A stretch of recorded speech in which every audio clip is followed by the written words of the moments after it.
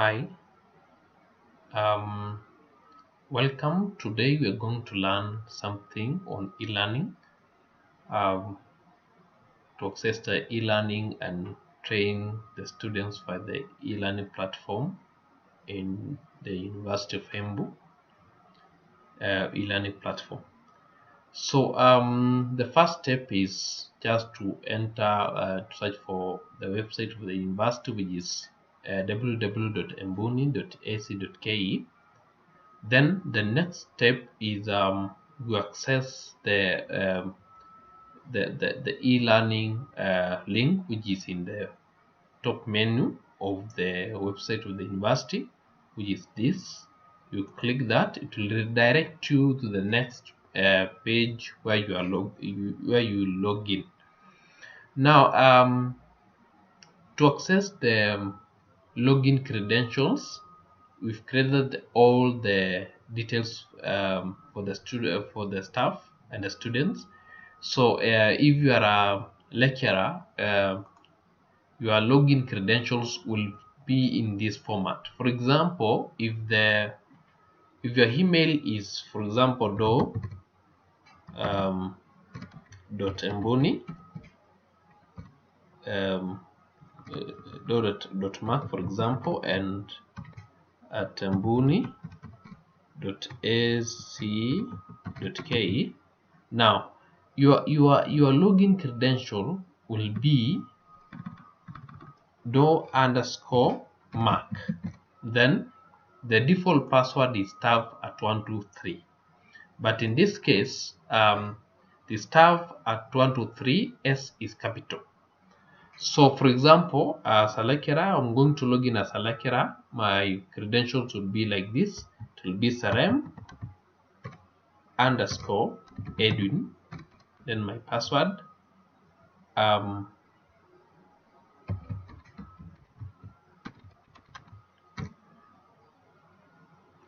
Now I log in like this. Allow me to come back here. Now this is how to look like. Basically, this is how it should look like. So you love the dashboard, the site home, the calendar, the private files, and my courses. So my courses are the units that you have been assigned by your respective CODs. Something else also is on this other side. On the right hand side is timeline, private files, online users, those who are logged into the system in the last 5 minutes. Then of course the calendar and and other things. So if you come back again on your left hand side, you notice that we've gone through the dashboard. Site home is where you will see your courses to show you've been assigned. This in this case is they're my courses. But if they don't appear here, what you do is you search for your respective unit if you know the unit code. For example, ICT 012, it is word processing. Again, you can still access your my courses from this other side also. You see that you have 3 units that I'm teaching, but one is a project, so it covers 2 semesters. So that's why you see it appears twice. So then after that, you just access your unit. The first impression you will get is this. It will give you the unit name here and the unit code here. However, this one you've been using it for majorly for studies, but you can still check on it and see that mostly you will see that it has topic 1, topic 2, topic 3, like that. So the first thing you need to do is there is an icon here that looks like a gear icon. You click on that, it will give you this menu. The first menu is to edit. The second one is turn editing on. So you click this one that has a pen in front of it. You click that. It will make all these other icons to have a plus sign in front and behind, and in the rear side you'll have a pen like icon. So that means you are able to edit the announcement. So you will see that the first part is the announcement. And then you can edit the rest. Now let me pick a unit that have not been worked on. Maybe this one. Let me pick one. Let me pick, like, for example, these are projects for this semester. So I'll have the announcements, then topic 1, topic 2. You can still continue like that because now the editing is on. Now you can edit this topic and give it a name. Maybe I can call it week 1 notes or book, whatever. Now you don't after you've typed, you click enter. So that's when the units change. Again, there is announcement. Announcement can be the brief of the whole topic, of the whole unit. So for that particular semester, so you can always have something to inform the students how um, the unit will go will be covered throughout the semester, or what are the content of the unit. Now the next item here is add an activity or a resource. Now add an activity, or rather a resource. We have two when we talk about an activity, that means it is an engagement between where the student engages in a system. It can be an assignment, can be a chat, can be a forum, can be a database of information, can be a feedback, a survey, a SCORM package, etc. Again, you can also give a students the resources. Now the next item here are the resources. So we have the resources, can be a book, can be a file, can be a folder, can be a label or a page or a URL. Depends on what exactly are you giving your student. Now let us take an example. For example, you are working, you want to give out a label, which is when you talk about a label, it is mostly it gives a short description of the unit, and also you can still give images there. So for example, I'll take a label like this, click that, then click add. It will give me this. Ensure that you have every this text editor here, because that is very important for your unit. Now pick materials that you're going to teach in your unit, then add them there. For example, I can pick something I was working on here.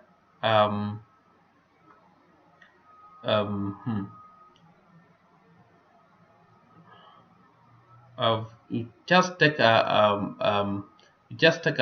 simple a simple document. For example, let me just pick a document here, because if you have prepared your notes, what you need to do is just copy and paste in that respective text box. So supposedly it is something like this, which has just pictures in it. This is just a description of a loan management system. So I'll pick this part here, then paste it in my label like that. And then another thing, I can also still add a picture. So a picture, you can insert an image using a URL like that, or also you can still drag and drop. By drag and drop, that means you just go to a respective picture, then drag it, then drop there. It can still work. It can still work, and it can still serve the purpose. So so it depends exactly what you want to do. In this case, you see, I've just used copy and paste, and it works verified. So I've just copied there and pasted there. Then after that, you click save and return to course. So if you see, you notice now that I have said loan product, and then I've given the image. So somebody can proceed from there to do other things. So that's basically how you add a simple label where you just give a description of a unit. So make sure that the notes are very detailed, so it can cover such a resource. Now you can still also add a course outline. Now the course outline, you just you can click, you can that was on basically on this part for the announcement. Can be your course outline. Now the next thing that you are going to do is add any of these activities that will follow. Now this one in we shall attach we shall get we shall attach an assign we shall do give the students an attach an assignment, chat, or database, or any other desired activity that you want to engage them with. Now this is very simple. You click on, for example, attachment, assignment, then click add, give the assignment as a name, maybe sample quiz, and then you can still give a description, then give attach a file. You click that, it will give you a file picker, then click choose file. You take a file like that, and then upload the file. Now the file will appear here. Now this the other additional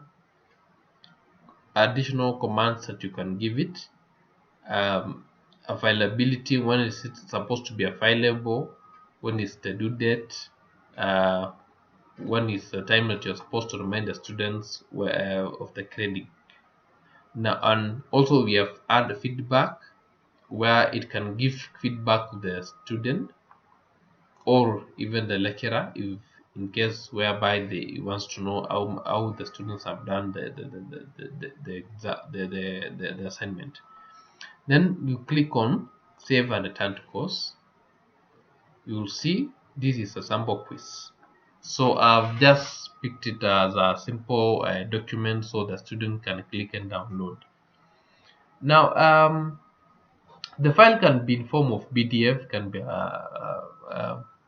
PPT, which is PowerPoint. It can be in Word, it can be in Excel, it can be a video file, audio file, etc.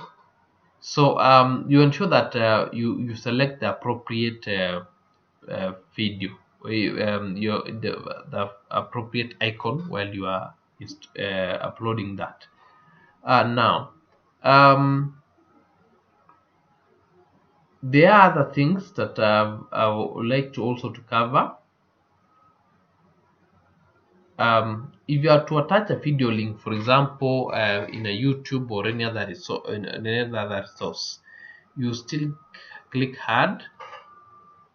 Then down here, it is you select URL and click add. Give it a name, maybe video on animal production.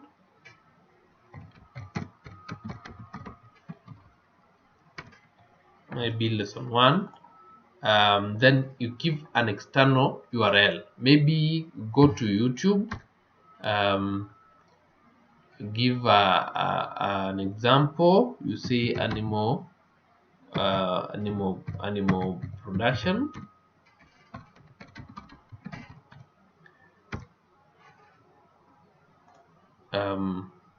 You copy up here. Looking for a tool to streamline communications? Try Bitrix 24. The world. Then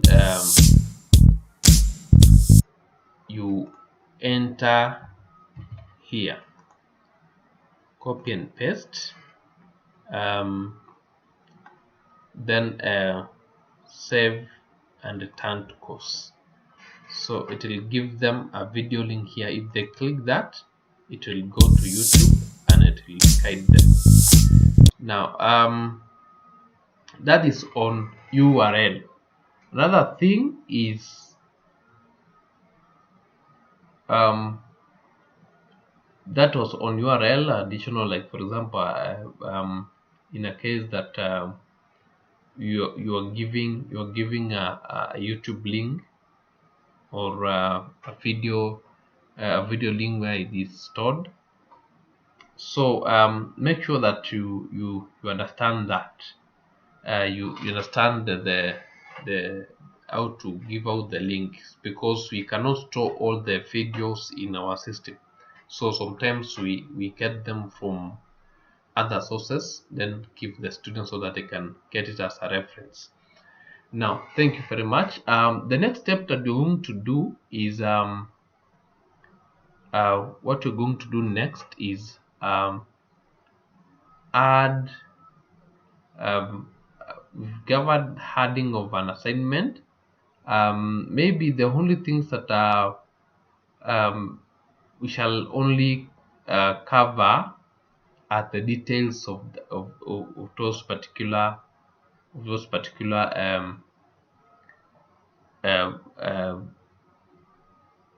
assignment.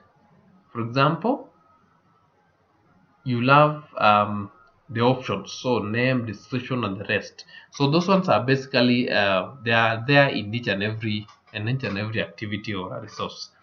Now the next part we're going to cover is on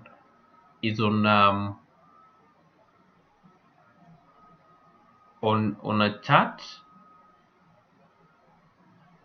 So a chat basically is mostly, this one is a synchronous communication where you are chatting directly with the students or a group of students. So you take it, you click on add, then pick a chat, click add, give the name of the chat room, maybe animal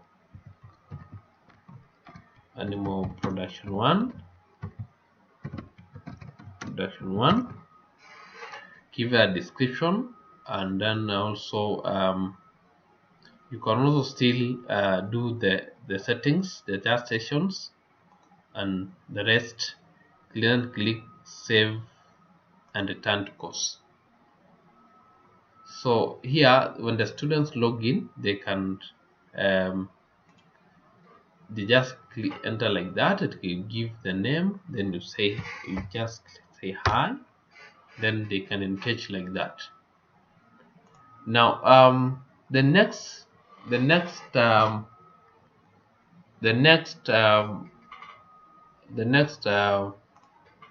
item or activity will be a forum. A forum is where you just post a topic, and then the student can be contributing. It may not be real time, but they can be contributing as time goes by. They can contribute real time in class and thereafter. So for example, can give the topic maybe animal production 2.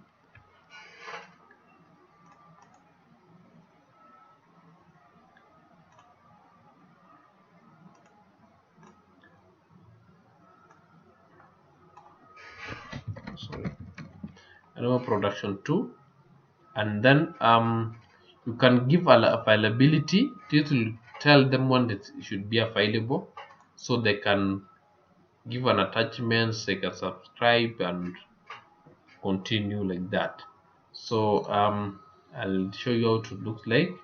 Now this is how you had a new discussion topic. You say how do we for example trim the wolves, something like that, and then give the message.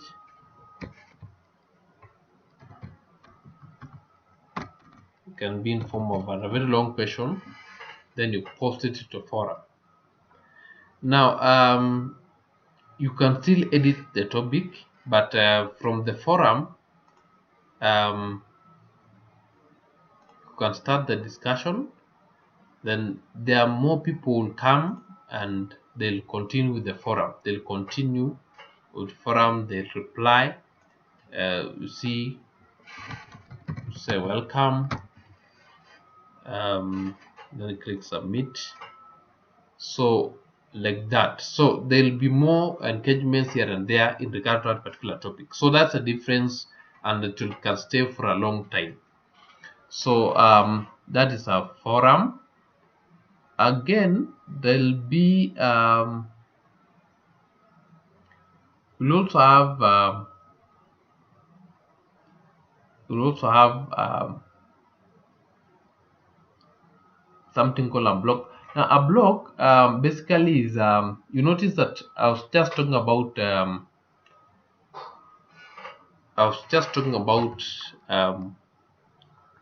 these sites. When you come to your dashboard, you notice you've this part and this other part.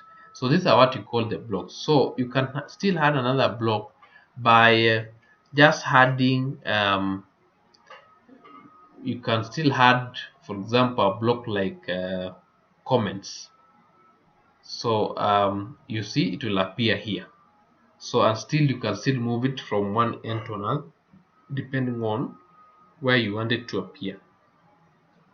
So that's basically what adding blocks is all concerned about. Now the next thing that you are going to cover is we go back to our unit, this case ICT 012, and you notice that in this other side we have some icons. The first one is on course details, participants, badges, competences, and then the grades. So on the side of the participants, if you want to add some students or set how the students will enroll into the unit, you click on participants, then click on enroll. You click on enrollment methods here. Now in the enrollment methods you have three methods. We have first of all manual enrollment, we have self-enrollment for the students, and you have guest access. Then now the guest access we disabled because we don't want that. We only need the self-enrollment and manual enrollment. Now the self-enrollment, that means the students will enroll themselves, and you must ensure that they are enabled. The fact that they are grayed, that means it is disabled, but these are active. Active because if you see here there is an I, so you either disable it or enable it. So and then the next part, the other part is on self-enrollment, which is for the students to enroll themselves. You can enable or disable, but in this case we ensure that it is enabled, and also for manual enrollment is enabled. Now for the self-enrollment you have to give a setting. You click on edit, then you give an enrollment key. An enrollment key is somewhere here. So for accuracy, ensure that you click on this pen icon, this eye icon, so that it looks like that. Then if you want to edit, you click on this pen icon, then edit, give it an enrollment key, then click on save changes. So that's basically what you do. So you will share the enrollment key with the students. When they want to access that particular unit, they'll be prompted to enter the enrollment key. Now, if for some cases there are students who did not manage to enroll, then you enroll them manually, and this is how you do it. You click on participants again, enroll users. Now it will give you this dialog box and give you a search section. Now what you do is you just use the admission number. No, yeah, the middle part of the admission number for that particular student. For example, just enter 111157. I should give you. I can just pick a student like Dennis Chariot, for example.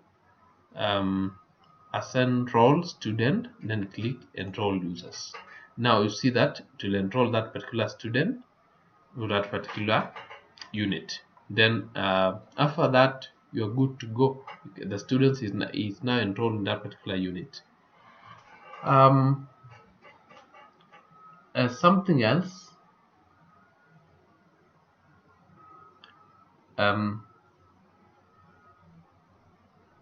Something else that we need to cover is we've managed to upload the content. We've managed to assign a student. We've managed to create a forum. Now, in summary, these are what we've learned in this order. Let me go back to the dashboard. One, you will see the dashboard. Now, this you'll have the left hand side and the right hand side of your screen. You notice that on your left hand side you have the dashboard, we have the home, with calendar, with private files, with my courses. Now, and then also the blogs. The blogs will say that this is what we had on this other side. So it will give you the progress of what is happening in the system. Now, for you to access your unit, you to see which units you have been assigned, you click on my courses. You will notice that you'll have your courses here. You see you have 3 courses. I've said the reason for that. You also, for you to access your particular unit, you can click here direct and access the unit. Or the other alternative is go to site home and search for the unit.